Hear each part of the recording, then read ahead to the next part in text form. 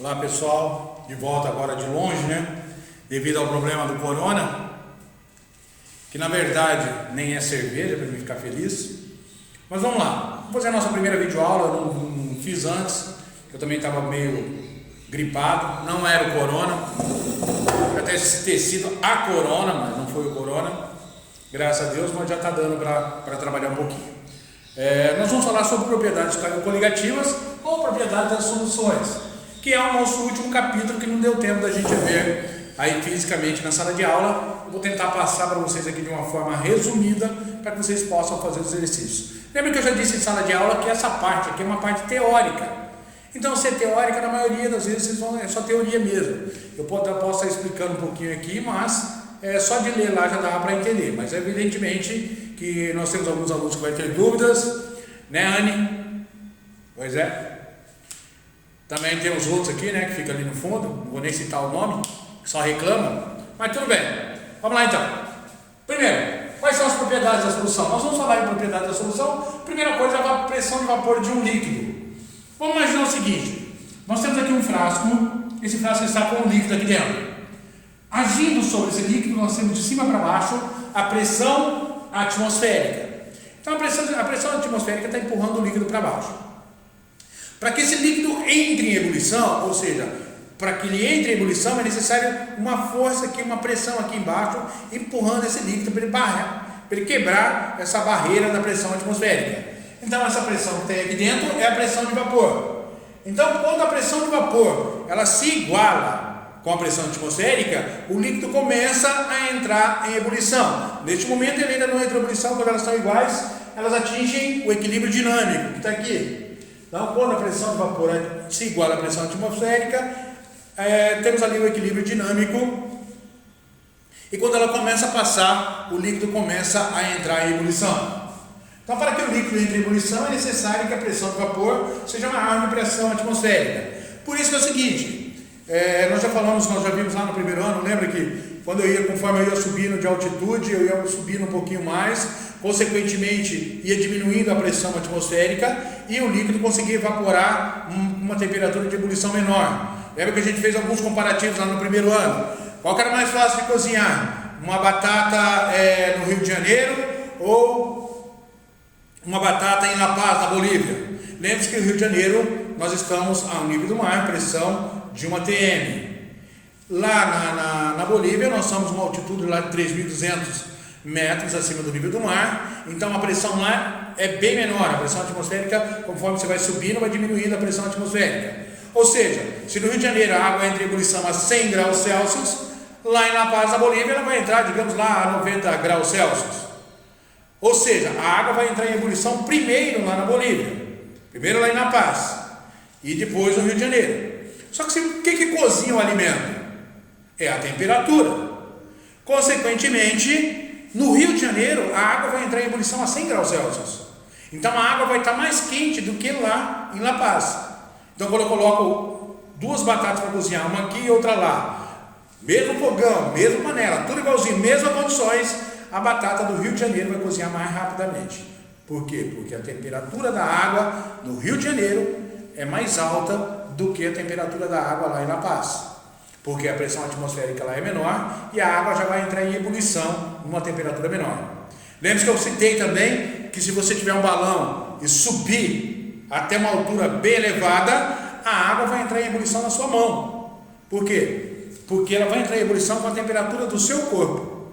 Então a pressão atmosférica é tão baixa lá em cima, que conforme você vai subindo vai diminuindo a pressão atmosférica, que o próprio calor da sua mão vai fazer a água entrar em ebulição. Isso não quer dizer que vai queimar a sua mão, porque ela vai entrar ali nos 36 graus, 36,5, que é a temperatura corporal sua.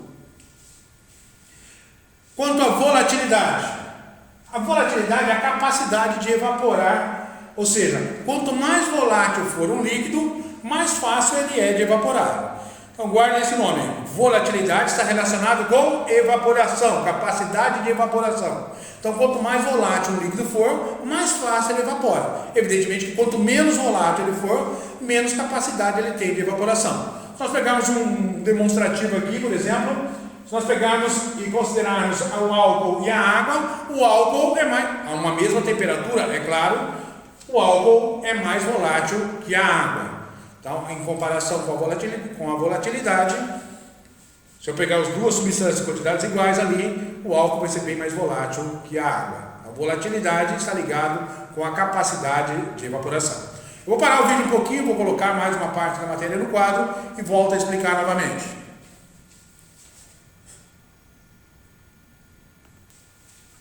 Então, voltando para cá, vamos relacionar o seguinte. Vamos relacionar a pressão de vapor e a temperatura. Bom, quando eu aumento a temperatura de um líquido qualquer, ou de uma substância qualquer, eu estou aumentando a agitação das moléculas dentro desse líquido. Ou seja, eu estou aumentando a energia cinética, lembrando que energia cinética é energia de movimento.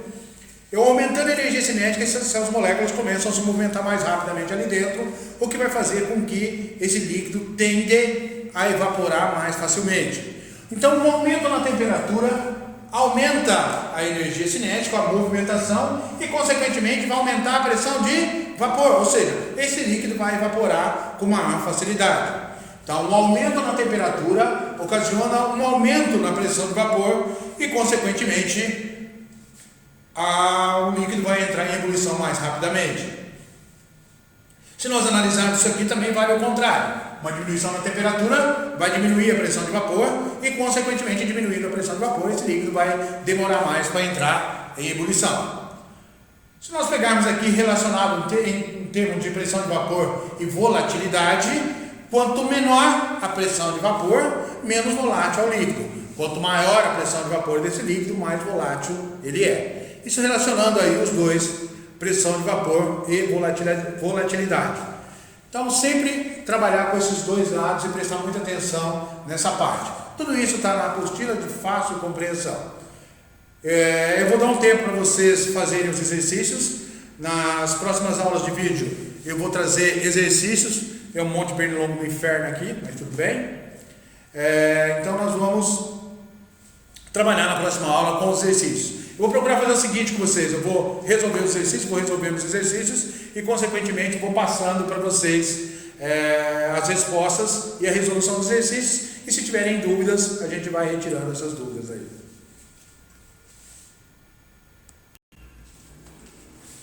Continuando a nossa aula, vamos falar agora sobre os efeitos coligativos. O primeiro dos efeitos é a tonoscopia, aliás, são três: tonoscopia, ebullioscopia e crioscopia. A tonoscopia é o abaixamento da pressão de vapor causado pela adição de um soluto não volátil, ou seja, o abaixamento da pressão de vapor de um solvente causado pela adição de um soluto não volátil. Então, quando você adiciona um soluto não volátil lá dentro, você vai estar aumentando a concentração dessas soluções, a quantidade, e vai fazer com que a pressão a pressão de vapor ela diminui. Então, diminuindo essa pressão de vapor, consequentemente, o líquido vai entrar numa ebulição um pouco maior, que é o que a gente vai ver aqui na ebullioscopia. Então, explicando em cima a ebullioscopia, um aumento da temperatura de ebulição do solvente causado pela adição de um soluto não volátil. Ou seja, vamos imaginar o seguinte: alguém, principalmente comigo, isso já acontece. Eu normalmente, quando eu vou fazer café, eu coloco a água para ferver e, quando a água começa a entrar em ebulição, para que eu faça o café, eu adiciono açúcar diretamente na água. Quando eu adiciono açúcar na água, eu estou adicionando um soluto não volátil. Consequentemente, a ebulição para na hora. A água continua aquecendo, dali a pouquinho a ebulição volta. Então, observe que quando eu adicionei o açúcar, um soluto não volátil, não volátil significa que o açúcar não vai evaporar a hora que eu joguei ele lá dentro, então por isso um soluto não volátil, a água entrou em ebulição, parou de entrar em ebulição. Quando essa água voltou a entrar em ebulição, evidentemente, quando eu coloquei um soluto não volátil, eu diminuí a pressão de vapor e automaticamente a água entrou em ebulição numa temperatura um pouco superior àquela que ela estava antes. Ou seja, quando eu adicionei o açúcar, essa água vai entrar em ebulição numa temperatura maior. Digamos que ela estivesse lá a 98 graus Celsius, agora, com a adição de um soluto não volátil, ela vai para 100 graus Celsius, porque baixou a pressão de vapor.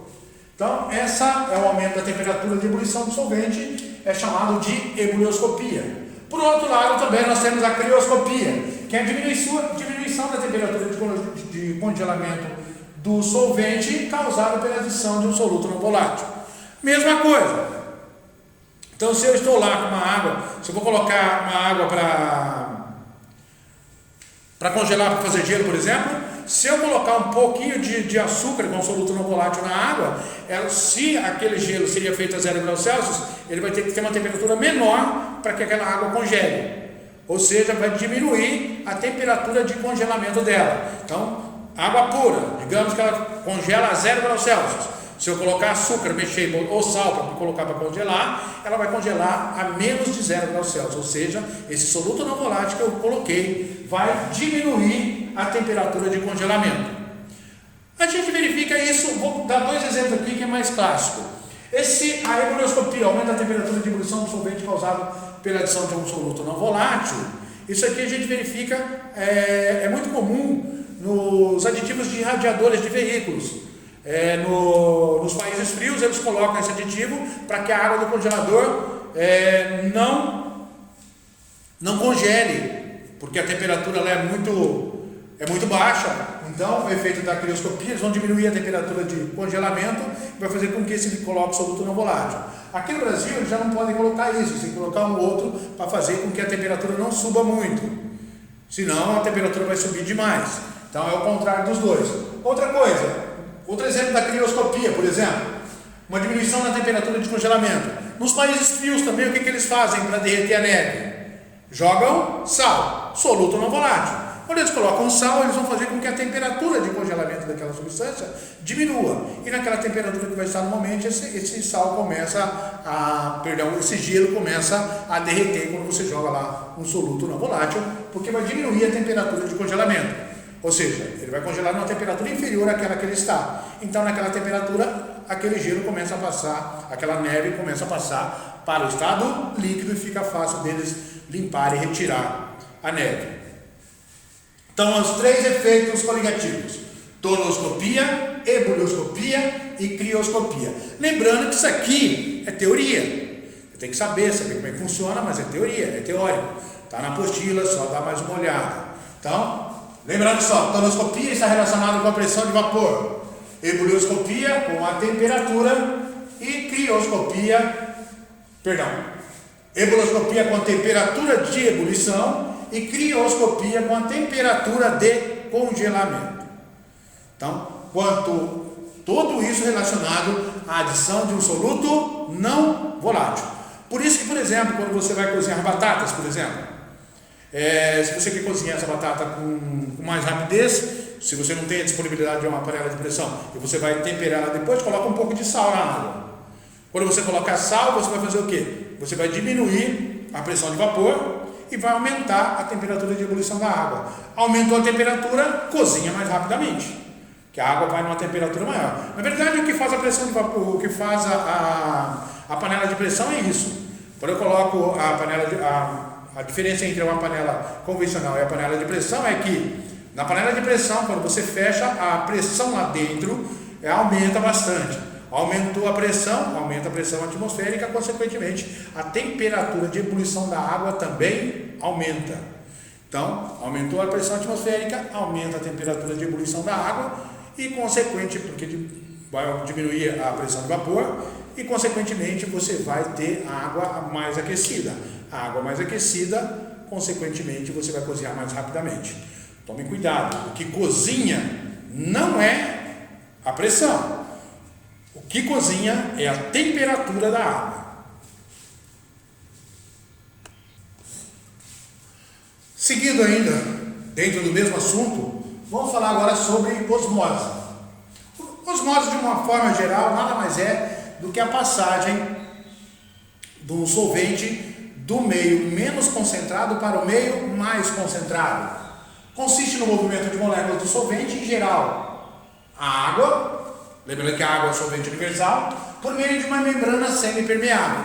Então, evidentemente, para que ocorra essa passagem, tem que ter uma membrana. Essa membrana tem que ser semipermeável para permitir a passagem aí do solvente ou da água.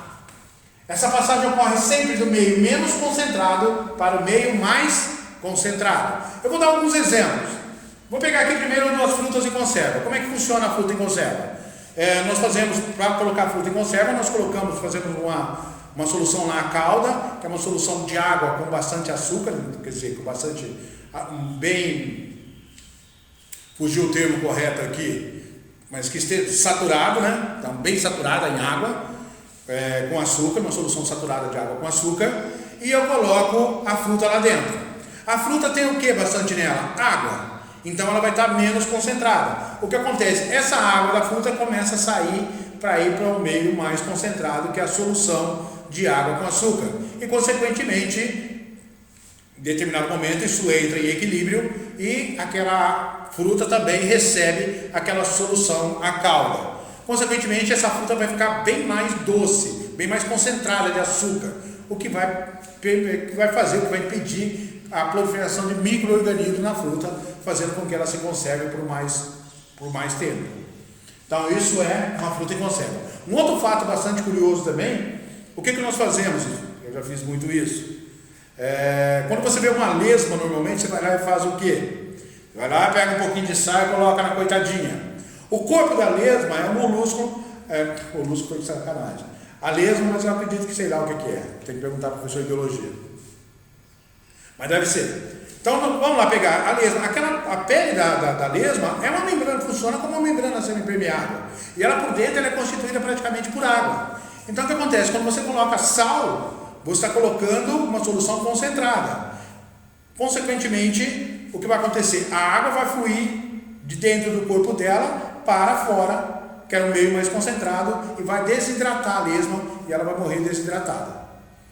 Observe a judiação que você está fazendo. Já fiz bastante isso também. Então, frutas em conserva e a nossa pobre lesma são exemplos de osmose. Já ouviram o termo estudar por osmose? Então você faz o que? Você coloca a apostila, pega a apostila e dorme em cima. O conteúdo vai fluir do meio menos concentrado para o meio mais concentrado, consequentemente, nesse caso teria que ser uma osmose reversa, né? Para ir do meio mais concentrado para o meio menos concentrado, mas a gente vai falar já já em osmose reversa. Então, a gente vai continuar falando sobre osmose agora, mas falando sobre pressão osmótica. Eu vou parar o vídeo mais um pouquinho, vou colocar os dados aqui da pressão osmótica e na sequência a gente fala sobre a pressão osmótica. Bom, seguindo a nossa aula, antes disso, só uma observação aqui na página 51, nós temos lá um exemplo de uma célula e o que ocorre quando eu coloco uma solução nessa célula. Uma solução tem que ser uma solução que tenha as mesmas características daquela célula, ou seja, tem que ser uma solução isotônica, porque se ela for uma solução hipotônica ou hipertônica, por exemplo, se você colocar a célula, por exemplo, tem sais minerais, então você tem que fazer o cálculo correto para colocar lá. Se você colocar água pura, o que vai acontecer? Essa água, ela pura, é o meio menos concentrado, vai para o meio mais concentrado, ou seja, vai encher a célula de água, a célula vai inflar. Se você colocar uma solução muito concentrada, a célula vai ficar menos concentrada, a célula vai perder água e vai murchar. Das duas formas você mata a pessoa. Então, para que seja administrado um soro, por exemplo, esse soro tem que ser um soro isotônico. Por isso que, inclusive, o soro caseiro tem que ser feito com açúcar, com água, para ficar ali compatível com a sua célula. Então, dá uma lida na página 51, dá uma olhada com bastante detalhe, que está lá bem explicadinho. Teórico também. Nós vamos agora ver a pressão osmótica. O que é a pressão osmótica? É a pressão mínima necessária aplicada para impedir a osmose, ou seja, o fluxo natural. Lembrando que a osmose é a passagem do meio menos concentrado para o meio mais concentrado. Então, se nós olharmos para esse exemplo aqui, nós temos aqui, esse meio aqui está mais concentrado e aqui ele está menos concentrado. A osmose, naturalmente, aqui seria a passagem daqui para lá. Então, esse seria o fluxo da osmose. Estaria passando aqui, daqui para cá. Eu coloquei até a seta errada.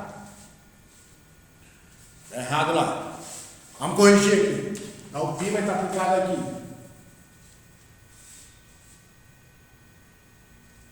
Tá certo, isso aqui é menos concentrado, cavalo.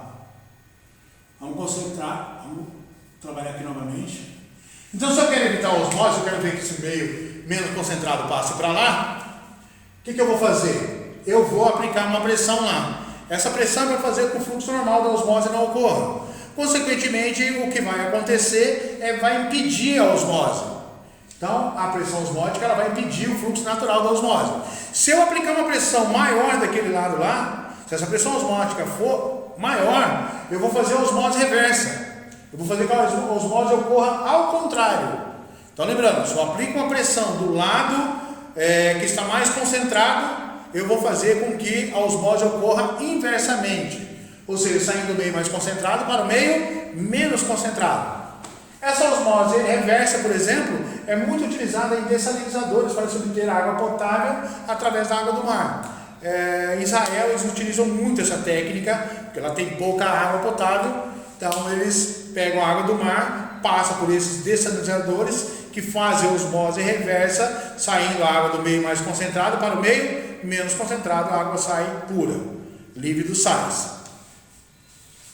Voltando para cá, relacionando a osmose com a equação de Clapeyron, lembra lá no final do primeiro ano, estudo geral dos gases, PV igual a NRT, lembramos aqui do Volnir, né? Já lembraram da frasezinha, em que P é a pressão osmótica, representada por π, então, no lugar da pressão nós vamos colocar π, que é a pressão osmótica, o resto é tudo igual, PV é igual a NRT, lembrando que V é volume, N é a quantidade de matéria e o número de mols, R é a constante geral dos gases, que pode ser 0,082 ou 62,3, e T é a temperatura em Kelvin. Então, π é igual a nRT sobre V. Essa é a equação da pressão osmótica. Então, a pressão osmótica é igual ao número de mols, vezes a constante geral dos gases, vezes a temperatura, dividido pelo volume. Temperatura em Kelvin, volume em litros. O R, só lembrando, é 0,082 atm vezes litro dividido por mol vezes Kelvin. Observe as unidades aí, ok? Dá uma olhada nessa parte.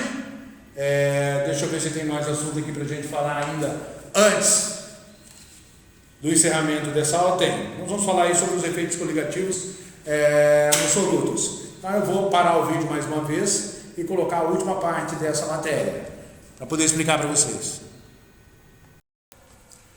Bom, por último, os efeitos coligativos para solutos não voláteis de natureza molecular ou de natureza iônica. Quando for molecular, pode ser molecular que se ioniza ou molecular que não se ioniza.